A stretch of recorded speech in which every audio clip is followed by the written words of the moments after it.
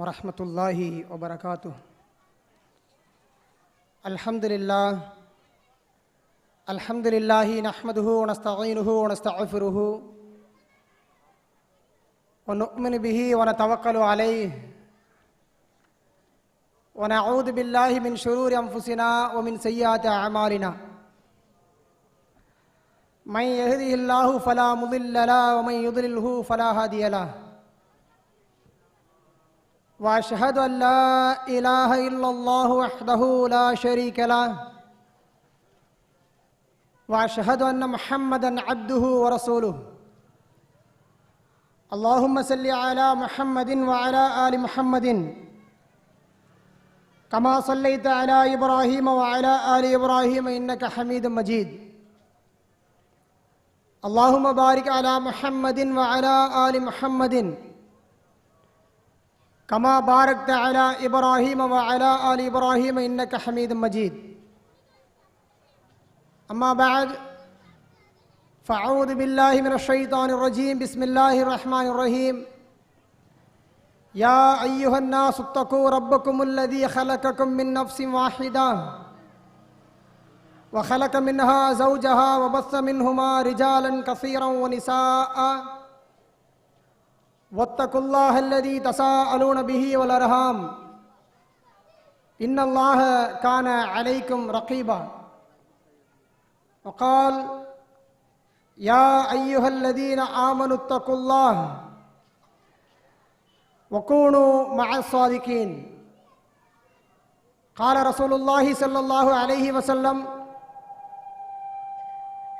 تركت فيكم أمرين لن تضلوا ما تمسكتم بهما كتاب الله وسنة رسوله.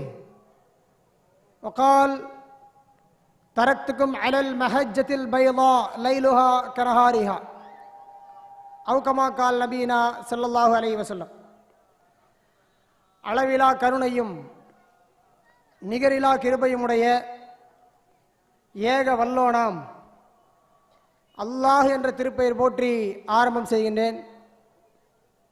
அல்லாஹுடைய சாந்தியும் சமாதானமும் உலக மக்களுக்கு அருளாகவும் உண்மை இறை விசுவாசிகளுக்கு அவருடைய உயிரை விட மேலாகவும் அனுப்பப்பட்ட நபிகள் நாயகம் ஸல்லல்லாஹு அலைஹி வஸல்லம் அவர்கள் மீதும் அவருடைய சத்திய வாழ்க்கை இந்த உலகத்திலே பின்பற்றி வாழ்ந்து கொண்டிருக்கின்ற நல்லவர்கள் மீதும் இன்னும் அல்லாஹ்வுடைய மார்க்கத்தின் செய்தியை அறிந்து கொள்ள வேண்டும், அதன் அடிப்படையில் தன்னுடைய வாழ்க்கையை அமைத்துக் கொள்ள வேண்டும் என்ற நன்னோக்கத்திலே அமர்ந்திருக்கக்கூடிய சகோதர சகோதரிகள் தாய்மார்கள் மீதும் என்றென்றும் நின்றவற்றுமாக. அன்பிற்குரிய சகோதரிகளே, எனக்கு இந்த நிகழ்ச்சியில் JQH-இன் அதனுடைய பணிகளும் அதனுடைய தோற்றம் என்கின்ற தலைப்பு தரப்பட்டிருக்கிறது. JQH நோக்கமும் அதனுடைய பணிகளும் என்கின்ற தலைப்பு தரப்பட்டிருக்கிறது. ஜம்இய்யத் அஹ்லில் குர்ஆன் வல் ஹதீஸ் என்கின்ற ஜமாத் 25 ஆண்டுகளுக்கு முன்பாக என்ன நோக்கத்துக்காக வேண்டி இது துவங்கப்பட்டது என்று சொன்னால், நபிகள் நாயகம் ஸல்லல்லாஹு அலைஹி வஸல்லம் அவர்கள் தன்னுடைய 23 ஆண்டு கால நபித்துவ வாழ்க்கையின் கடைசி நேரத்திலே ஹஜ்ஜத்துல் வதாவிலே மக்களை எல்லாம் ஒன்று திரட்டி பெருமானார் ஸல்லல்லாஹு அலைஹி வஸல்லம் ஒரு பேருரையாற்றினார்கள். அந்த பேருரையின் இறுதியிலே சொன்னார்கள், பல்லிகு அன்னி வலவ் ஆயா, என் மூலம் ஒரு சின்ன ஒரு செய்தி தெரிந்தாலும் அதை பிற மக்களுக்கு நீங்கள் எத்தி வைத்து விடுங்கள் என்று சொன்னார்கள். அதுதான் JQH நோக்கம். இந்த ஜம்இய்யத் அஹ்லில் குர்ஆன் வல் ஹதீஸ் ஜமாத்துடைய நோக்கம், நபிகள் நாயகம் ஸல்லல்லாஹு அலைஹி வஸல்லம் அவர்கள் சொன்னார்கள், என் மூலம் ஒரு சின்ன செய்தி உங்களுக்கு தெரிந்தால் கூட அதை இன்ன பிற மக்களுக்கு நீங்கள் எடுத்து சொல்லிவிடுங்கள் என்று நபிகள் நாயகம் ஸல்லல்லாஹு அலைஹி வஸல்லம் சொன்னார்களே, அதுதான் இந்த ஜமாத்துடைய நோக்கம். ஏன் அப்படிப்பட்ட நோக்கத்தை நாம் மையமாக கொண்டு நடக்கிறோம்? ஏன் இந்த ஜமாத் அல்லாஹ்வுடைய வாக்கையும் அல்லாஹ்வுடைய தூதர் ஸல்லல்லாஹு அலைஹி வஸல்லம் உடைய வாக்கையும் மேலோங்க செய்ய வேண்டும் என்பதற்காக வேண்டி ஏன் பாடுபடுகிறது? ஏன் அதற்காக வேண்டி பொருளாதாரத்தை நேரத்தை எல்லாம் செலவழிக்கிறது என்று சொன்னால், அல்லாஹ் சுப்ஹானஹு வ தஆலா திருமறை குர்ஆனுடைய சூரத்துல் அஹ்ஸாப் 33வது அத்தியாயத்தின் 40வது வசனத்திலே சொல்லும் பொழுது, மா கான முஹம்மதுன் அபா அஹதின் மின் ரிஜாலிக்கும், இந்த முஹம்மது ஸல்லல்லாஹு அலைஹி வஸல்லம் இருக்கிறாரே, உங்களில் எந்த ஆண்மகனுக்கும் தந்தை அல்ல, மாறாக வலாக்கிர் ரசூலுல்லாஹ், அவர் அல்லாஹ்வுடைய தூதராக இருக்கிறார், வ காத்தம் நபியீன், நபிமாருடைய கடைசியாகவும் இருக்கிறார். அல்லாஹ்வுடைய தூதர் ஸல்லல்லாஹு அலைஹி வஸல்லம் அவர்கள் நபிமாருடைய கடைசியாக இருக்கிறார்கள், அல்லாஹ்வுடைய திருத்தூதர்கள் ஒருவராக இருக்கிறார்கள். இனி பெருமானார் ஸல்லல்லாஹு அலைஹி வஸல்லம் அவர்களுக்கு பிறகு ஒரு நபியோ ஒரு ரசூலோ வரப்போவது கிடையாது. இனி திருமறை குர்ஆனுக்கு பிற்பாடு ஒரு வேதம் அல்லாஹ் சுப்ஹானஹு வ தஆலாவிடமிருந்து வரப்போவது கிடையாது. ஆக கியாம நாள் வரை இந்த மனித சமுதாயத்தை சீர்படுத்த வேண்டும் என்று சொன்னால், இந்த மனித சமுதாயத்தை நன்மையின் பக்கம் அழைக்க வேண்டும் என்று சொன்னால், தீமையான காரியங்களிலிருந்து மக்களை தடுக்க வேண்டும் என்று சொன்னால், அல்லாஹ்வுடைய தூதர் ஸல்லல்லாஹு அலைஹி வஸல்லம் அவருடைய சொல்லை இந்த உலகத்திலே மேலோங்க செய்ய வேண்டும் என்பதுதான் இஸ்லாமிய மார்க்கத்துடைய கட்டாய கடமையாக இருக்கிறது. அதுதான் ஜேஏகியூடைய நோக்கம். ஆரம்ப தலைமை உரையில சொன்னது போன்று யாரையும் கேவலப்படுத்த வேண்டும் என்பதற்காக வேண்டியோ அல்லது யாரையும் இழிவுபடுத்த வேண்டும் என்பதற்காக வேண்டியோ எவருடைய மனதையும் புண்படுத்த வேண்டும் என்பதற்காக வேண்டியோ இந்த ஜமாத் எந்த காலத்திலும் செயல்பட்டதும் இல்லை, இனி செயல்படவும் செய்யாது. அவருடைய நோக்கம் அதுவல்ல. ஒரு மக்களை ஒரு சாராரை இழிவுபடுத்துவது கேவலப்படுத்துவது ஜமாத்துடைய நோக்கம் அல்ல. அதற்காக வேண்டி இந்த ஜமாத் ஒரு பைசா கூட செலவழிக்காது. எதற்காக வேண்டி செலவழிக்கும்? அல்லாஹ்வுடைய மார்க்கம் இந்த பூமியிலே மேலோங்க வேண்டும், நபிகள் நாயகம் ஸல்லல்லாஹு அலைஹி வஸல்லம் உடைய வார்த்தை இந்த உலகத்திலே மேலோங்க வேண்டும். அதற்காக வேண்டி லட்சக்கணக்கான ரூபாய்கள் செலவழிக்கும். அதற்காக வேண்டி நேரம் காலம் பார்க்காமல் இந்த இயக்கத்தின் ஊழியர்கள் வேலை செய்வார்கள். ஆனால் எதற்கு பணி செய்ய மாட்டார்கள்? ஒரு அமைப்பையோ ஒரு தனிநபரையோ ஒரு மக்களையோ குறை பேசுவதற்காக வேண்டி இந்த ஜமாத் ஒரு காலத்திலும் செயல்படாது. ஏன் இதை ஆரம்பமாக சொல்கிறோம் என்று சொன்னால், ஏதோ இந்த ஜமாத்துடைய நோக்கம் அதுபோன்று மக்கள் மத்தியிலே சித்தரிக்கப்பட்டு இந்த ஜமாத்தை இழிவுபடுத்த வேண்டும், இந்த ஜமாத்தை மக்கள் குறையாக பார்க்க வேண்டும் என்பதற்காக வேண்டி பல கட்டங்களிலே பல தருணங்களிலே இந்த ஜமாத்தை குறித்து வேறு வேறு விதமாக மக்கள் மத்தியிலே வார்த்தைகள் கொண்டு செல்லப்பட்டிருக்கிறது. அதன் காரணமாக இந்த ஜமாத்துடைய மக்களை பிற மக்கள் எதிரிகளாக பார்த்த காலம் உண்டு. அல்லாஹ்வுடைய நாட்டம் அவர்களெல்லாம் மீண்டு வந்து எது இது சத்தியம் இல்லை என்று மக்கள் மத்தியில் இருந்ததோ இதுதான் சத்தியம் என்பதை விளங்கிக் கொண்டு நம்முடைய ஜமாத்தை நோக்கி சாறை சாறையாக வருவதை நாம் இந்த இடத்துல பார்க்கிறோம் என்று சொன்னால், இந்த ஜேஏகியூ என்ற ஜமாத்துடைய நோக்கமே அல்லாஹ்வால் பரிபூர்ணப்படுத்தப்பட்ட இந்த இஸ்லாமிய மார்க்கத்தை, நபிகள் நாயகம் ஸல்லல்லாஹு அலைஹி வஸல்லம் அவர்களால் நடைமுறைப்படுத்தி காட்டப்பட்ட இந்த மார்க்கத்தை, சஹாபாக்கள் நடைபோட்டு வெற்றி பெற்றார்களே அந்த மார்க்கத்தை இந்த மக்கள் மன்றத்திலே ஒளிவு மறைவில்லாமல் கூடுதல் குறைவில்லாமல் தெளிவாக எடுத்து சொல்ல வேண்டும் என்பதுதான் ஜேஏகியூடைய நோக்கம் என்பதை எல்லா மக்களுக்கும் அறிந்து வைத்திருக்கிறார்கள். இனிமேலும் தெரியக்கூடிய மக்கள் தெரிந்து கொள்ள வேண்டும். பாருங்கள், இந்த ஜமாத் ஆரம்பிப்பதற்கு முன்பாக 25 ஆண்டுகளுக்கு முன்பாக தமிழகத்திலே மக்களுடைய நிலை எப்படி இருந்தது தெரியுமா? எதை செய்தால் அல்லாஹ் கோபப்படுவான், எதை செய்தால் அல்லாஹ்வுடைய சாபம் இறங்கும் என்பதை அறியாத மக்கள் நன்மை என கருதி என்ன செய்து கொண்டிருந்தார்கள்? இந்த மார்க்கத்துக்கு முரணான பல்வேறு காரியங்களை செய்து கொண்டிருந்தார்கள். இந்த ஜேஏகியூடைய நோக்கம் என்ன தெரியுமா? மக்களை நன்மையின்பால் அழைக்க வேண்டும். அல்லாஹ் சுப்ஹானஹு வ தஆலா சூரத்து நிசா என்று சொல்லக்கூடிய 4வது அத்தியாயத்தின் 116வது வசனத்தை சொல்லி காட்டுகிறான். இன்னல்லாஹ லா யக்ஃபிரு அன் யுஷ்ரிக பிஹி வ யக்ஃபிரு மா துன ذلك லிமன் யஷா. இன்னல்லாஹ நிச்சயமாக அல்லாஹ் லா யக்ஃபிர் மன்னிக்கவே மாட்டான், அன் யுஷ்ரிக பிஹி தனக்கு இணை வைப்பதை ஒரு காலம் அவன் மன்னிக்கவே மாட்டான், வ யக்ஃபிரு மா துன ذلك லிமன் யஷா. இதை தவிர ஏனைய பாவங்களை அல்லாஹ் நாடினால் மன்னிப்பான். இப்படிப்பட்ட செய்திகளை திருமறை குர்ஆனிலே நாம் பார்க்கிறோம். அதே போன்று சூரத்துல் மாயிதா என்று சொல்லக்கூடிய 5வது அத்தியாயத்தின் 12வது வசனத்தில் அல்லாஹ் சொல்லி காட்டுகிறான், 72வது வசனத்தில் சொல்லி காட்டுகிறான், இன்னஹு மைஷுரிக பில்லாஹி, யார் அல்லாஹ்வுக்கு இணை வைத்து விட்டார்களோ ஃபக்கத் ஹர்ரமல்லாஹு அலைஹில் ஜன்னா, அவளுக்கு அல்லாஹ் சொர்க்கத்தை ஹராமாக்கி விட்டான் என்று திருமறை குர்ஆனிலே பார்க்கிறோமே. இதை பார்க்கிறோம்.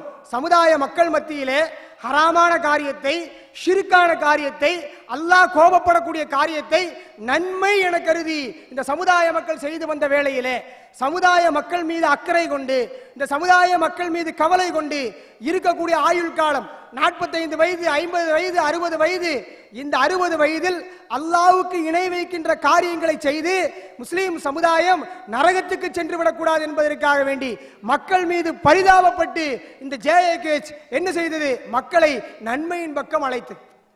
மக்களை நன்மையின் பக்கம் அழைத்தது. திருமறை குர்ஆனுடைய வசனங்களை எடுத்து மக்கள் மன்றத்திலே ஓதிய விளைவு என்ன செய்தார்கள் தெரியுமா? இந்த ஜமாத் மக்களை சொர்க்கத்துக்காக வேண்டி அழைக்க வேண்டும் என்ற நோக்கத்தில் செயல்பட்ட பொழுது இந்த ஜமாத்தை என்னவாக குறை சொன்னார்கள் என்று சொன்னால், இவர்கள் சமுதாயத்திலே குழப்பம் உண்டாக்குகிறார்கள், இவர்கள் சமுதாயத்துக்குள்ளே பிரிவினை உண்டாக்குகிறார்கள், இவர்கள் குடும்பங்களுக்குள்ளே பிரச்சனைகளை உண்டாக்குகிறார்கள் என்றெல்லாம் சொல்லி நம் மீது ஒரு வெறுப்புணர்வை உண்டாக்க வேண்டும் என்பதற்காக வேண்டி இந்த நேரத்திலே என்ன செய்தார்கள்? இந்த சமுதாயத்துக்கு எதிராக மக்களை ஒன்று திரட்டினார்கள். அப்பொழுது நாம் சொன்னோம், நீங்கள் எங்கள் மீது கோபப்படார்கள், நீங்கள் திருமறை குர்ஆனை படியுங்கள். திருமறை குர்ஆன் 7 வானங்களுக்கு மேல் அர்ஷில் அமர்ந்து கொண்டு அல்லாஹ் சுப்ஹானஹு வ தஆலா ஜிப்ரீல் அலைஹிஸ்ஸலாத்து வஸ்ஸலாம் அவர்கள் மூலமாக 23 ஆண்டு காலம் நபிகள் நாயகம் ஸல்லல்லாஹு அலைஹி வஸல்லம் அவர்களுக்கு சிறுக சிறுக அருள் இருக்கிறான். திருமறை குர்ஆன் உலக மக்கள் அனைவருக்கும் சொந்தமான குர்ஆன், எல்லா மக்களையும் நேர்வழியில் அழைக்கக்கூடிய குர்ஆன். யாரெல்லாம் இந்த உலகத்திலே உண்மையான சத்தியமான வாழ்க்கை எது என்று தெரியாமல் இந்த உலகத்திலே தடுமாறி வாழ்ந்து கொண்டிருக்கிறார்களோ அவர்கள் அனைவரையும் சொர்க்கத்துக்காக வேண்டி அழைக்கக்கூடிய ஒரே வேதம், ஒப்பற்ற வேதம், மனித கரங்களால் எழுதப்படாத வேதம், பாதுகாக்கப்பட்ட வேதம் ஒன்று இருக்குமே ஆனால் அது திருமறை குர்ஆன் மட்டும்தான். வாருங்கள் அந்த திருமறை குர்ஆனை படியுங்கள் என்று சொல்லி திருமறை குர்ஆனின் பக்கம் மக்களை அழைத்தோம். ஏன் அழைச்சோம்? திருமறை குர்ஆன் பக்கம் ஏன் அழைத்தோம்? இந்த JAKH உடைய நோக்கம் அதுதான். மக்களிடம் திருமறை குர்ஆனை கொண்டு செல்ல வேண்டும், மக்கள் திருமறை குர்ஆனை படிக்க வேண்டும், மக்கள் அல்லாஹ்வுடைய கலாமோடு நேரடியாக உறவாட வேண்டும், அல்லாஹ் என்ன சட்டம் சொல்கிறான் என்பதை இந்த சமுதாய மக்கள் தெரிய வேண்டும். இது JAKH உடைய அடிப்படை நோக்கம். அல்லாஹ்வை மட்டுமே வணங்க வேண்டும், அவனுக்கு எந்த ஒன்றையும் இணையாக்க கூடாது. மட்டுமல்ல, அல்லாஹ்வால் தரப்பட்ட திருமறை குர்ஆனை இந்த முஸ்லிம் சமுதாயம் மட்டுமல்ல ஒட்டுமொத்த மனித சமுதாயமும் படிக்க வேண்டும் என்பது ஜம்மியத் அஹ்லுல் குர்ஆன் வல் ஜமாத்துடைய நோக்கம். அதற்காக வேண்டி திருமறை குர்ஆனை பரப்புரை வாரங்களாக இந்த ஜமாத் தமிழகம் எங்கும் கொண்டு சென்றது. மக்களை சொன்னது, இக்ரால் குர்ஆன், குர்ஆனை நீங்கள் படியுங்கள், ஃபஇன்னஹு யஜீஉ யௌமுல் கியாமா ஷஃபீஅன் லி அஹ்லிஹி. யார் குர்ஆனை ஓதுகிறார்களோ மறுமை நாளிலே அந்த குர்ஆன் அவளுக்கு சாதகமாக சாட்சி சொல்லும் என்கின்ற ஹதீஸ்களை எல்லாம் எடுத்து சொல்லி மக்களை குர்ஆனின் பக்கம் அழைத்தோம். மக்களுக்கு திருமறை குர்ஆனில் அப்ப என்னதான் சொல்லப்பட்டிருக்கிறது என்று ஆரம்ப காலகட்டத்தில் நம்முடைய ஜமாத் தோன்றி வளர்ந்து கொண்டிருக்கக்கூடிய வேளையிலே அப்படி என்னதான் திருமறை குர்ஆனிலே சொல்லப்பட்டிருக்கிறது என்று சொல்லி பார்ப்பதற்காக வேண்டி மக்கள் நெருங்கி வந்தார்கள். 1983 தமிழகத்திலே முதலாக திருமறை குர்ஆன் முழுவதுமாக மொழியாக்கம் செய்த ஒரு நிறுவனம் ஜான் முகமது லிட்டரரி ட்ரஸ்ட் என்கின்ற ட்ரஸ்ட், ஜான் ட்ரஸ்ட் என்று சொல்வார்கள். அவர்கள் 1983 ஆண்டு 5000 காப்பிகள் அடித்தார்கள். தமிழக மக்கள் மத்தியிலே 5000 திருமறை குர்ஆன்கள் தமிழாக்கத்திலே வந்தது. என்ன பிரச்சாரம் செய்தார்கள் தெரியுமா? இந்த திருமறை குர்ஆனை மக்கள் படிக்க கூடாது என்பதற்காக வேண்டி எப்படி சொல்லப்பட்டது தெரியுமா? அது காஃபிர் பாஷை. சுப்ஹானல்லாஹ், அந்த திருமறை குர்ஆன் காஃபிர் பாஷையாம். பாஷையிலே வேறுபாடு காட்டினார்கள். அது காஃபிர் பாஷையில் மொழிபெயர்த்திருக்கிறார்கள், அதை நீங்கள் படிக்காதீர்கள் என்று சொன்னார்கள். அதன் பிறகு 2011 வரை கிட்டத்தட்ட 27 எடிஷன்கள் வெளியிடப்பட்டு 2,34,000 காப்பி அடிக்கப்பட்டு விட்டது, பதிவு செய்திருக்கிறார்கள். வெறுமனே அல்ல, வெறும் ஜான் ட்ரஸ்ட் என்கிற நிறுவனம் மட்டும் 1983 இருந்து 2011 வரை 2,34,000 தமிழ் குர்ஆன்களை பதிப்பித்து தமிழக மக்களை கொண்டு சென்றிருக்கிறது. அது அல்லாமல் பல அமைப்புகள் வெளியிட்டிருக்கிறார்கள், பல நிறுவனங்கள் வெளியிட்டிருக்கிறார்கள். அந்த அளவுக்கு மக்கள் மீது தாக்கம் குர்ஆன் மீது வந்தது. சொன்னார்கள், நீங்கள் குர்ஆனை படிக்காதீர்கள், உங்களுக்கு குர்ஆன் புரியாது என்று சொன்னார்கள். அப்படிப்பட்ட சொன்ன மக்கள் உண்மையிலேயே புரியாதா என்று சொல்லி குர்ஆனை வாங்குவதற்கு எத்தனித்தார்கள். எத்தனித்து குர்ஆன் பார்த்தார்கள். வேலூர் பாக்கியத்து சாலியாத் தமிழகத்தின் தாய் சபை அவர்களும் பார்த்தார்கள். இனி திருமறை குர்ஆனை மொழிபெயர்க்கவில்லை என்று சொன்னால் மக்கள் நம்மை வேறு விதமாக பார்த்து விடுவார் என்று சொல்லி அவர்களும் ஜவாஹிருல் குர்ஆன் என்று திருமறை குர்ஆனை தமிழாக்கத்திலே விட்டார்கள். வரவேற்கிறோம் நாம். அதுதான் JAKH பணி, JAKH நோக்கமே அதுதான். அல்லாஹ்வுடைய கலாம் அது யாருக்கும் சொந்தமானது அல்ல. அது யாரும் பதுக்கி வைக்க கூடாது, அது யாரும் தனக்கென்று ஒதுக்கி வைக்க முடியாது. அது மரணப்பட்டவருடைய தலைமாட்டில் அமர்ந்து ஓதக்கூடிய வேதம் அல்ல. இது உயிரோடு உள்ளவர்களுக்கு அச்சமூட்டி எச்சரிக்கை செய்யப்படக்கூடியது என்று சொல்லி அல்லாஹ் சுப்ஹானஹு வ தஆலா சொல்கிறானே, அந்த ஆயத்தை படித்த நாம் மக்கள் மன்றத்திலே கொண்டு சென்றோம். வாருங்கள், திருமறை குர்ஆனின் பக்கம் வாருங்கள், திருமறை குர்ஆனை படியுங்கள் என்று சொல்லி மக்கள் மன்றத்திலே கொண்டு சென்றோம். மக்கள் மன்றத்திலே கொண்டு சென்ற வேளையில் ஆயத்துகளை பார்த்தோம். சூரத்துல் முஹம்மத் 47 அத்தியாயம் 24 வசனம், அஃபலா யததப்பருல் குர்ஆன், அவர்கள் குர்ஆனை ஆராய்ந்து பார்க்க வேண்டாமா? அம்மலா குலூபின் அக்ஃபாலுஹா, அவர்கள் உள்ளங்கள் எல்லாம் பூட்டுக்கள் போட்டு பூட்டப்பட்டிருக்கிறதா? ஆயத்துகளை பார்க்கிறோம். சூரத்து 59 அத்தியாயம் சூரத்துல் ஹதீத் 21 வசனத்தில் அல்லாஹ் கேட்கிறான், லவ் அன்ஸல்னா ஹாதல் குர்ஆன அலா ஜபலில் லராய்தஹு காஷியம் முத்தசத்தியம் மின் ஹஷியத்தில்லாஹ், இந்த குர்ஆனை நாம் ஒரு மலையின் மீது இறக்கி வைத்திருந்தால், காஷியம் முத்தசத்தியம் மின் ஹஷியத்தில்லாஹ், அல்லாஹ்வுடைய பயத்தால் இந்த மலை நடுங்கி பிளந்து போவதை மக்களே நீங்கள் கண்டிருப்பீர் என்று அல்லாஹ் சொல்கிறானே. மக்கள் மன்றத்திலே கொண்டு சென்றோம். வாருங்கள், திருமறை குர்ஆனை படியுங்கள். அல்லாஹ் சொல்கிறான், மலையே நடுங்கும் என்கிறான், மலையே குலுங்கும் என்கிறான். ஏன் உங்களுடைய உள்ளம் குலுங்காது என்று கேட்டதுடைய விளைவு லட்சக்கணக்கான பிரதிகள் திருமறை குர்ஆன் விட்டு தீர்ந்தது. இறுதியாக நம்மீது என்ன சொன்னார்கள்? அது உங்களுக்கு விளங்காது, அந்த குர்ஆனை நீங்கள் படிக்காதீர்கள் என்று சொல்லி அந்த குர்ஆனின் குர்ஆனை விட மக்களை பிரித்தெடுக்க ஆரம்பித்தார்கள். அன்பார்ந்த சகோதரர்களே, சகோதரிகளே, 1900 நான் சொல்லக்கூடிய 80களில் நீங்கள் நினைவில் இருக்கக்கூடிய மக்களாக இருந்தால் நன்றாக தெரியும். 1980களில் இளைஞர்களுடைய செயல்பாடு எப்படி தெரியுமா? மதுபானத்துக்கு அடிமையானவர்கள் அவர்கள்லாம். இந்த ஜமாத் வருவதற்கு முன்பாக, இந்த கொள்கை மக்கள் மன்றத்தில் பிரபலப்படுவதற்கு முன்பாக தமிழகத்தில் இருக்கக்கூடிய பெரும்பாலான இஸ்லாமிய இளைஞர்கள் மதுபானத்துக்கு அடிமையானவர்கள், சினிமா நடிகர்களுக்கு மன்றம் வைத்தவர்கள், உடல் மண்ணுக்கு உயிர் சினிமா நடிகருக்கு என்று மன்றம் வைத்தவர்கள். அப்படிப்பட்ட மக்களை எல்லாம் அதிலிருந்து பிரித்து எடுத்து திருமறை குர்ஆனை கையில எடுத்து ஓதுவதையும் மனப்பாடம் செய்வதையும் கொண்டு வந்த ஒரு வேலை, ஒரு பணி இந்த ஜம்மியத் அஹ்லுல் குர்ஆன் வதி ஜமாத்துக்கு சொந்தமானது. அல்ஹம்துலில்லாஹ், அல்லாஹ் புலம் அல்லாஹ்வுக்கு தான். இருந்தாலும் ஜேஏக்யூ நோக்கம் என்ன என்று தலைப்பு போட்டிருக்கிறோமே, நோக்கம் இதுதான். தீரவில்லை, எங்களுக்கு இன்னும் அதனுடைய தாகம் தீரவில்லை. இன்னும் எல்லா மக்களும் திருமறை குர்ஆனை படிக்க வேண்டும், எல்லா மக்களும் குர்ஆனை கொண்டு சேர்க்க வேண்டும். பாருங்கள், முஸ்லீம் அல்லாத மக்கள் திருமறை குர்ஆனை எங்களுக்கு தரமாட்டீர்களா, எங்களுக்கு தரமாட்டீர்களா என்று கேட்கிறார்கள். ஆனால் முஸ்லீம்களிலேயே படிக்காதே, பார்க்காதே, வாங்காதே என்று சொல்லக்கூடிய அளவுக்கு இன்றைக்கு நிலைமை மோசமாக இருக்கு என்று சொன்னால் மாற்றம் வேண்டும். இளைஞர்கள் சிந்திக்க வேண்டும், தாய்மார்கள் சிந்திக்க வேண்டும். இந்த ஜம்மியத் அஹ்லுல் குர்ஆன் வல் ஹதீஸ் என்கின்ற ஜேஏக்யூஹெச் எதன் பக்கம் அழைக்கிறது? என்ன காரியம் செய்திருக்கிறது? குடிகாரர்களை எல்லாம் அழைத்து குடிக்காதே என்று சொன்னது ஜேஏக்யூஹெச் செய்த குற்றமா? அதே போன்று வட்டி வரவு செலவில் ஈடுபட்டிருந்த மக்களை எல்லாம் அழைத்து வட்டி செய்யாதே, அது பெரும் பாவம் என்று திருப்பியதே பெரும் பாவமா? அது மக்கள் எல்லாம் சினிமா பாட்டு புத்தகங்களை கையில வைத்திருந்த மக்களை எல்லாம் பள்ளிவாசல் பக்கம் அணி அணியாக கொண்டு வந்ததே அது பெரிய தவறா? இதற்காகத்தான் இந்த ஜேஏக்யூ வாழக்கூடாது என்பதற்காக வேண்டி எதிர்க்கிறார்களா சமுதாயத்தில் சில மக்கள்? இதற்காகத்தான் இந்த அமைப்பை ஒடுக்க வேண்டும் என்று நினைக்கிறார்களா? யோசித்து பாருங்கள், இந்த ஜேஏக்யூ நோக்கம் நல்லதா கெட்டதா? நான் இந்த சமுதாயத்துக்குள்ளே வந்ததிலிருந்து சமுதாயத்துடைய நிலை மாறி இருக்கிறதா, சீர்கெட்டு இருக்கிறதா? யோசித்து பாருங்கள்.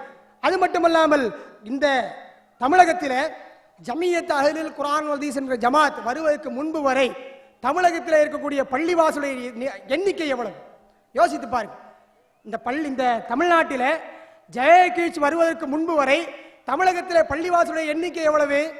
ஒரு வீதிக்கு ஒரு பள்ளி அல்ல 2 பள்ளி இருக்கும்.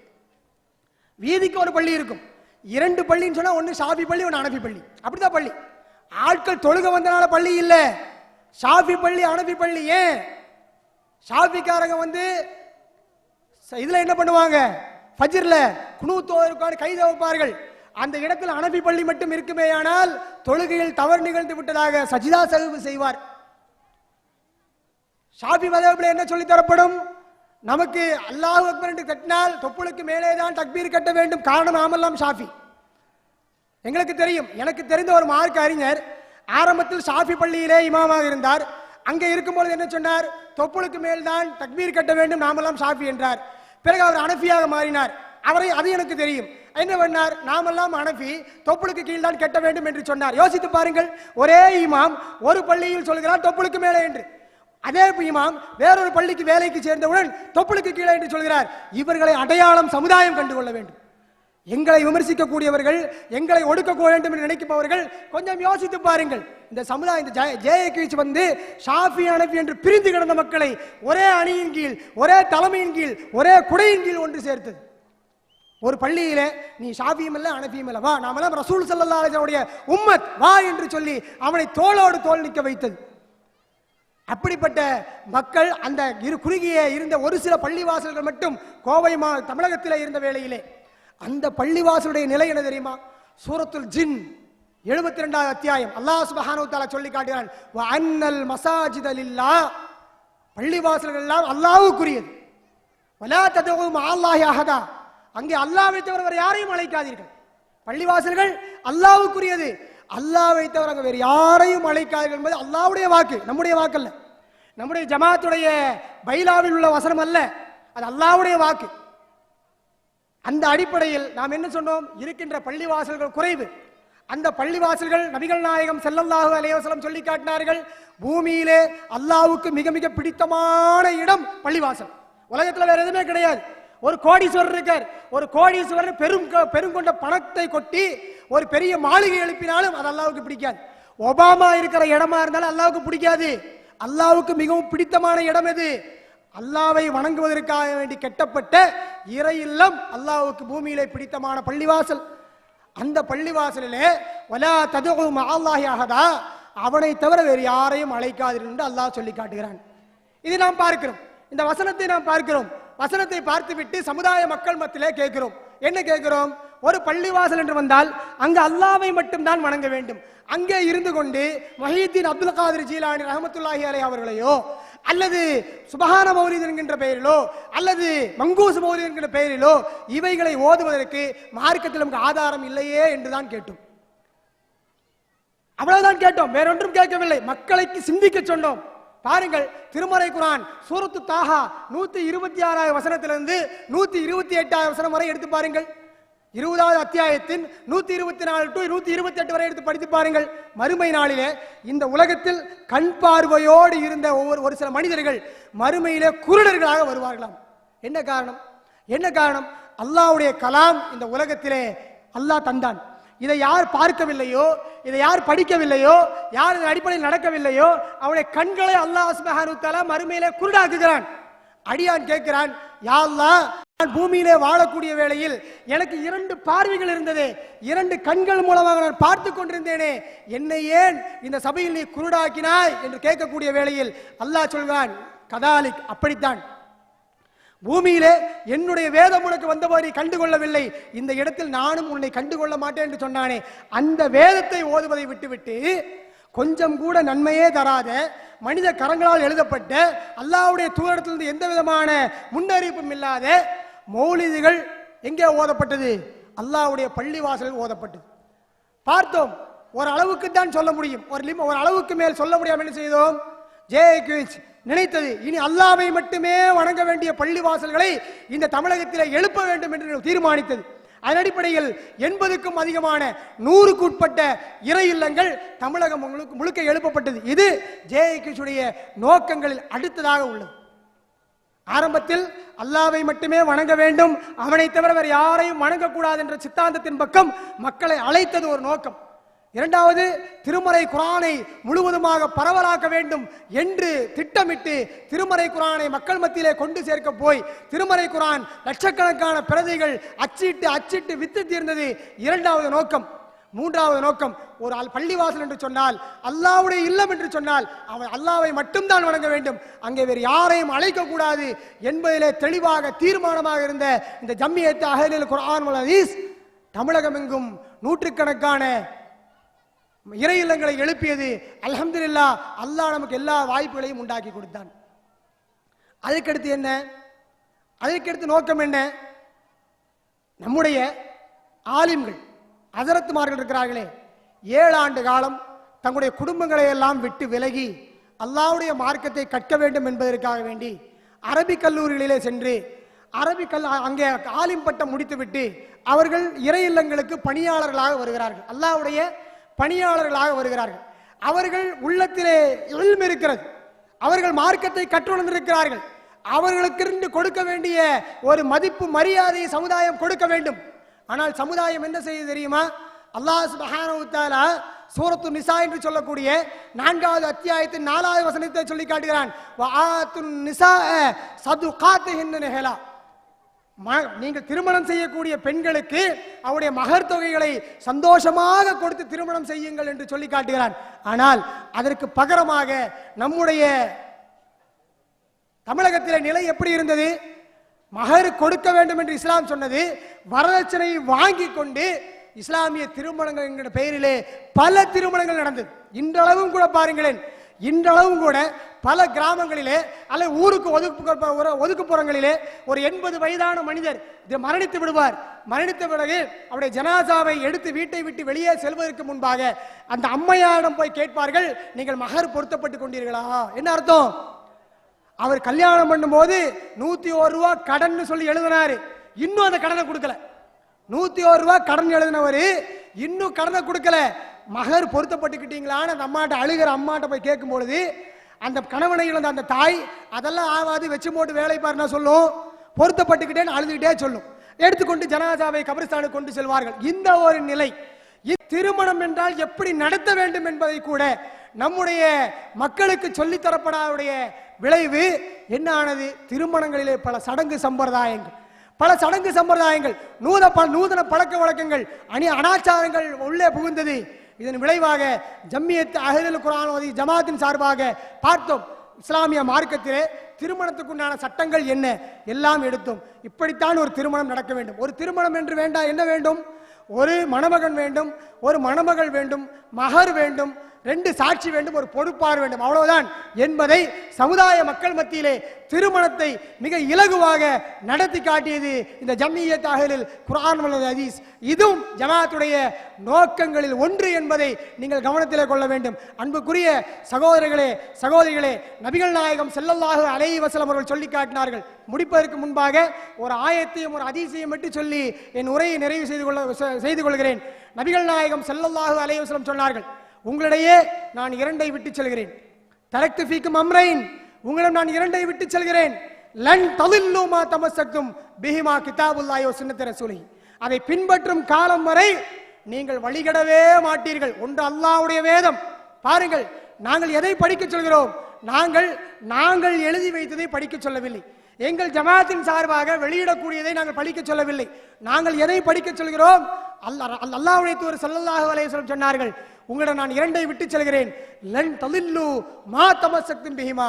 அதை பின்பற்றும் காலம் வரை நீங்கள் வழிகடவே மாட்டீர்கள். ஒன்று கிதாபுல்லாஹ், ஒன்று அல்லாஹ்வுடைய வேதம், மற்றொன்று சுன்னத்தி ரசூலிஹி, என்னுடைய வழிமுறை என்று சொல்லி நபிகள் நாயகம் ஸல்லல்லாஹு அலைஹி வஸல்லம் சொன்னார்கள். அதுதான் இந்த ஜமாத்துடைய அகீதா, அதுதான் ஜமாத்துடைய நோக்கம். அதை கொண்டுதான் இந்த ஜமாத் நடைபோட்டுக் கொண்டிருக்கிறது. ஆகவே அப்படிப்பட்ட கொள்கையின் பக்கம் அன்பார்ந்த இஸ்லாமிய சகோதர சகோதரிகளே, உங்களை நாங்கள் அழைக்கிறோம். உங்களுக்கு எவ்வளவோ கற்றுத்தரப்பட்டிருக்கும். இந்த ஜமாத்தை குறித்து தப்பும் தவறுமாக வேறு விதமாகவெல்லாம் கற்றுத்தரப்பட்டிருக்கும். ஆனால் இந்த ஜமாத்துடைய நோக்கம் நம் அனைவரும் சொர்க்கத்துக்குள் கூட்டம் கூட்டமாக குடும்பமாக செல்ல வேண்டுமே தவிர யாரையும் இழித்தும் பழித்தும் பேச வேண்டும் என்பதற்காக வேண்டியோ, யாருடைய மனதையும் புண்படுத்த வேண்டும் என்பதற்காக வேண்டியோ, யாரையும் குறை கோர வேண்டும் என்பதற்காக வேண்டியோ இந்த ஜமாத் நடந்தது இல்லை, ஒரு காலம் நடக்கவும் நடக்காது. ஆனால் அதே நேரத்திலே கொள்கை இஸ்லாமிய மார்க்கத்துக்கு மாற்றமாக எவரால் செய்வார்களே ஆனால் அது யாராக இருந்தாலும் அந்த கொள்கையை விமர்சிப்போம், அந்த மனிதர்களை விமர்சிக்க மாட்டோம். கொள்கை விமர்சிப்போம். நபிகள் நாயகம் ஸல்லல்லாஹு அலைஹி வஸல்லம் அவர்கள் அபூ ஜஹலுடைய கொள்கையை விமர்சித்தார்கள், அபூ ஜஹலை விமர்சிக்க மாட்டார்கள். அதான் ரசூல் ஸல்லல்லாஹு அலைஹி வஸல்லம் அவருடைய வழியில் வந்து நடைபோட்டுக் கொண்டிருக்கும் இந்த ஜமாத் மாற்றுக் கொள்கை எவருக்காக இருக்குமே ஆனால் கொள்கைகளை விமர்சிப்போமே தவிர தனிப்பட்ட மனிதர்களை தரக்குறைவாகவோ தரங்கெட்டத்தனத்திலோ நாம் ஒரு காலம் விமர்சிக்க மாட்டோம். அப்படி இந்த ஜமாத் யாரையும் பக்குவப்படுத்தவும் இல்லை, யாரும் அப்படி செயல்படவும் மாட்டார்கள். மட்டுமல்லாமல் இந்த ஜமாத் 1986 துவங்கிய போது 73 துவங்கிவிட்டது. 1973 இந்த ஜமாத் தன்னுடைய பிரச்சாரத்தை தமிழகத்தில் நாகர்கோவில் துவக்கிவிட்டது என்றாலும் கூட அது தன்னுடைய பிரச்சார காலத்தில் ஆரம்பத்தில் ஒரு திருமறை குர்ஆனுடைய வசனத்துக்கு என்ன விளக்கம் தந்ததோ அதுதான் இன்றளவும் விளக்கம், மாற்றம் இல்லை. எங்களிடத்திலே கொள்கை மாற்றம் கிடையாது. ஆரம்பத்தில் நபிகள் நாயகம் ஸல்லல்லாஹு அலைஹி வஸல்லம் உடைய சுன்னத்துகள் பேணப்பட வேண்டும், ஹதீசுகள் போற்றப்பட வேண்டும் என்று சொல்லி எப்படி சொன்னோமோ அதே போன்றுதான் இன்றளவும் நாங்கள் சொல்லி வருகிறோம். இன்றளவும் நாங்கள் தடம் புரளவில்லை, எங்கேயும் நாங்கள் தடுமாறவும் இல்லை, யாரையும் வழிகெடுக்கவும் இல்லை. யாராக இருந்தாலும் சரி, வாருங்கள், இந்த இஸ்லாமிய மார்க்கத்தின் பக்கம் வாருங்கள், இதுதான் சரி. நபிகள் நாயகம் ஸல்லல்லாஹு அலைஹி வஸல்லம் அவர்கள் காட்டி தந்த பாதை இந்த பாதை தான், சஹாபாக்கள் நடைபோட்ட பாதை இந்த பாதை தான். இந்த பாதையின் பக்கம் வாருங்கள். இந்த பாதையில் நபிகள் நாயகம் ஸல்லல்லாஹு அலைஹி வஸல்லம் அவர்கள் இருக்கும்போது தான் அல்லாஹ் சுப்ஹானஹு வ தஆலா ஆயத்தை அருளினான், அல் யௌம அக்மல்து லக்கும் தீனக்கும். இன்றோடு இந்த மார்க்கத்தை நான் பரிபூர்ணப்படுத்தி விட்டேன், இன்றோடு இந்த மார்க்கத்தை நான் பரிபூர்ணப்படுத்தி விட்டேன். வ அத்மம்து அலைக்கும் நிஅமதி. இந்த மார்க்கத்தை யாரெல்லாம் பின்பற்றுகிறார்களோ, எந்த மார்க்கத்தை?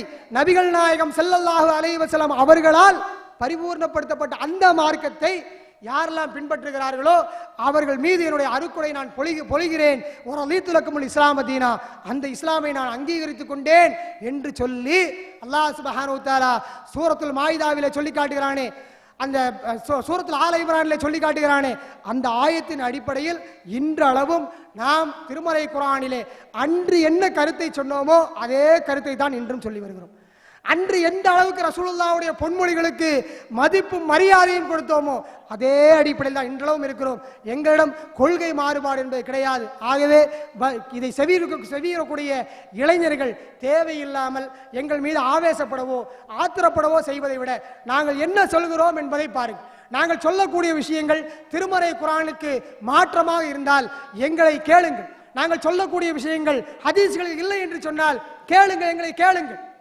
அதை விட்டுவிட்டு நீங்களாக யாரும் ஒரு முடிவெடுக்காதீர்கள். இந்த ஜமாத் மோசமான ஜமாத், இந்த ஜமாத் புறந்தள்ள வேண்டிய ஜமாத் என்று சொல்லி நீங்களாக முடிவெடுக்காதீர்கள். இந்த ஜமாத் அடக்கமாக ஆர்ப்பாட்டம் இல்லாமல் ஒரு அரசாங்கம் செய்ய வேண்டிய வேலையை, பல பணிகளை இந்த ஜமாத் செய்து வருகிறது. பல பேர் கேட்கிறார்கள், ஜாக் என்ன செய்கிறது, ஜாக் என்ன பணி செய்கிறது என்றெல்லாம் கேட்கிறார்கள். அவர்களுக்கு தெரிவதில்லை, இந்த ஜமாத் ஒவ்வொரு வாரமும் லட்சக்கணக்கான ரூபாய்களை மருத்துவத்திற்காக வேண்டி செலவழிக்கக்கூடிய ஜமாத்தாக இருக்கிறது.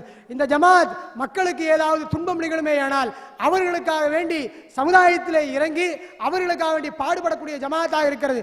சமுதாயத்தில் ஏதாவது பிரச்சனைகள் உருவாகுமேயானால் எந்த விதமான சுயநலமும் இல்லாமல், எந்த விதமான ஒரு விளம்பரம் இல்லாமல் நாம் சமுதாயத்துக்காக வேண்டி பாடுபடக்கூடியவர்களாக இருக்கிறோம்.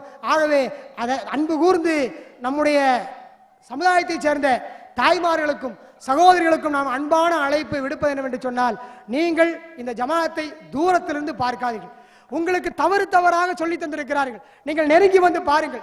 உங்களுடைய சகோதரர்கள் தான் நாங்கள். உங்களுக்கு நாளைக்கு ஒரு பிரச்சனை என்று சொன்னால் நாங்கள் தான் வந்து நிற்க இருக்கிறோம். எங்களுக்கு ஒரு பிரச்சனை என்று சொன்னால் நீங்கள் தான் வர இருக்கிறீர்கள். உங்களை விட்டுவிட்டு நாங்கள் அல்ல, எங்களை விட்டுவிட்டு நீங்கள் அல்ல. ஆகவே அந்த அன்பார்ந்த சகோதரர்களுக்கும் தாய்மார்களுக்கும் நான் சொல்லக்கூடிய ஒன்றே ஒன்று இதுதான், நீங்கள் இந்த JIQH என்னதான் சொல்லுகிறது, 20 ஆண்டுகளுக்கு மேலாக அப்படி என்னதான் சொல்லிக் கொண்டிருக்கிறார்கள். இவர்கள் பேச்சிலே என்ன மாற்றம் இருக்கிறது? இவர்கள் வழி புரள்கிறார்களா, சுன்னத்துக்கு மாற்றமாக நடக்கிறார்களா, அல்லது வேறு ஏதாவது காரியங்களை ஈடுபடுகிறார்களா என்று பாருங்கள். நாம் எதற்காக வேண்டி இது போன்ற விளக்க கூட்டங்களை நடத்தி மக்களை நன்மையின் பக்கம் அழைக்கிறோம் என்று சொன்னால், இன்று இல்லை நாளை, நாளை இல்லாவிட்டால் நாளை மறுநாள் இன்ஷா அல்லாஹ் நிச்சயம் நாம் மரணித்து விடுவோம். இந்த உலகத்துக்கென்று ஒரு இறுதி நாள் ஒன்று இருக்கிறது. அல்லாஹ் சுப்ஹானஹு வ தஆலா சொல்லி காட்டுகிறான், குல்லு மன் அலைஹா ஃபான். இந்த உலகத்தில் உள்ள எல்லாம் ஒரு நாள் அழிந்து போய்விடும். மகத்துவம் மேன்மையும் உள்ள அல்லாஹ்வுடைய திருமுகம் மட்டும்தான் இருக்கும் என்று சொல்லி அல்லாஹ் சுப்ஹானஹு வ தஆலா சூரத்துர் ரஹ்மான் என்று சொல்லக்கூடிய 55வது அத்தியாயத்திலே சொல்லி காட்டுகிறான். அந்த அடிப்படையில் இந்த உலகத்தில் நாம் அனைவரும் அழிக்கப்பட்டு விடுவோம். இந்த உலகத்திலே நாம் அனைவரும் அழிக்கப்பட்டு விடுவோம். நம்முடைய தாய், நம்முடைய தந்தை, நம்முடைய பிள்ளைகள், நம்முடைய பெற்றோர் எல்லோரும் அழிக்கப்பட்டு விடுவார்கள், எல்லோரும் மரணித்து விடுவார்கள். நாம் செல்லக்கூடிய இடம் எங்காக இருக்கிறது? அல்லாஹ்வுடைய சன்னிதானமாக இருக்கிறது. அந்த இடத்துல அல்லாஹ்வுடைய தூதர் ஸல்லல்லாஹு அலைஹி வஸல்லம் அவர்கள் கௌசர் என்ற தடாகத்தின் பக்கம் காத்து கொண்டிருப்பார்கள். நாம் ஒன்று சேருவது சொர்க்கத்துக்காக வேண்டி இருக்க வேண்டும். நாளை மறுமை நாளிலே அல்லாஹ்வுடைய தூதர் ஸல்லல்லாஹு அலைஹி வஸல்லம் அவர்கள் கௌசர் என்ற தடாகத்தின் அருகிலே அமர்ந்து கொண்டு தன்னுடைய சமுதாய மக்களுக்கு மட்டும் அவர்கள் தண்ணீர் ஊட்டி கொண்டிருப்பார்கள். அந்த நேரத்திலே ஒரு சாரார் வரக்கூடிய வேளையில் மலக்குமார்கள் தடை செய்வார்களாம், இவர்களை நீங்கள் அருகில் அழைக்காதீர்கள், இவர்களுக்கு தண்ணீர் புகட்டாதீர்கள் என்று அவர்கள் தடை செய்யப்படக்கூடிய அந்த வேளையிலே அந்த நேரத்தில் நபிகள் நாயகம் ஸல்லல்லாஹு அலைஹி வஸல்லம் அவர்கள் கேட்பார்கள், என்ன காரணம், ஏன் அவர்களை தடுக்கிறீர்கள், அவள் என்னுடைய சமுதாயம் ஆயிற்றே, ஏன் அவர்களை நீங்கள் தடுக்கிறீர்கள் என்று கேட்கக்கூடிய வேளையிலே அந்த நேரத்தில் மலக்குமார்கள் சொல்வார்கள், இவர்கள் உயிரோடு இருக்கும் வரை, நீங்கள் உயிரோடு இருக்கும் வரை உங்களுடைய மார்க்கத்தில் இருந்தவர்கள், நீங்கள் மரணித்த பிறகு உங்கள் மார்க்கத்தை விட்டும் வரி பிழந்து சென்றவர்கள் என்று அந்த நேரத்தில் சொல்லக்கூடிய வேளையில் நபிகள் நாயகம் ஸல்லல்லாஹு அலைஹி வஸல்லம் சொல்லி காட்டுவார்கள், அப்படியானால் யாருடைய சுண்ணத்தை புறக்க விட்டு விட்டார்களோ, யாருடைய நான் கொண்டு வந்த மார்க்கத்துக்கு மாற்றமாக நடந்து விட்டார்களோ அவர்களுக்கு இந்த நேரத்தில் நான் நிச்சயமாக கௌசருடைய தடாகத்தின் தண்ணீரை புகட்ட மாட்டேன் என்று சொல்லி நபிகள் நாயகம் ஸல்லல்லாஹு அலைஹி வஸல்லம் அவர்கள் விரட்டி விடுவார்கள் என்பதை நாம் ஹதீஸ்களிலே பார்க்கிறோமே. என்றால் நம்முடைய சிந்தனை, நம்முடைய பேச்சு மறுமை நாளிலே வெற்றி பெற வேண்டும் என்கின்ற எண்ணம் மட்டும்தான் இருக்க வேண்டுமே தவிர அது வல்லாமல் இந்த உலகத்துக்காக வேண்டி இருக்கக்கூடாது. நம்முடைய பிடிவாதம், நம்முடைய வைராக்கியம் இதெல்லாம் இந்த உலகத்துக்கு மட்டும்தான். மறுமை நாளிலே அல்லாஹ்வுடைய சன்னிதானத்திலே நம்முடைய வைராக்கியமோ நம்முடைய பிடிவாதமோ எந்த வகையிலும் அது எடுபடாது என்பதை நாம் கவனத்திலே கொள்ள வேண்டும். இறுதியாக ஒரே ஒரு வசனத்தை மட்டும் நாம் சொல்லி முடித்துக் கொள்ள ஆசைப்படுகிறோம். அல்லாஹ் சுப்ஹானஹு வ தஆலா சூரத்து தௌபா என்று சொல்லக்கூடிய 9வது அத்தியாயத்தின் 119வது வசனத்திலே சொல்லி காட்டுகிறான், யா அய்யுஹல்லதீன ஆமனு, ஓ இறை விசுவாசிகளே, ஓ இறை விசுவாசிகளே, இத்தகுல்லாஹ், நீங்கள் அல்லாஹ்வை பயப்படுங்கள், முக்கூனு மஅ ஸாதிகீன், நீங்கள் உண்மையாளர்கள் ஒருவராக மாறிவிடுங்கள் என்று அல்லாஹ் சொல்லி காட்டுகிறான். இறை விசுவாசிகளே, நீங்கள் அல்லாஹ்வுக்கு பயந்து கொள்ளுங்கள்.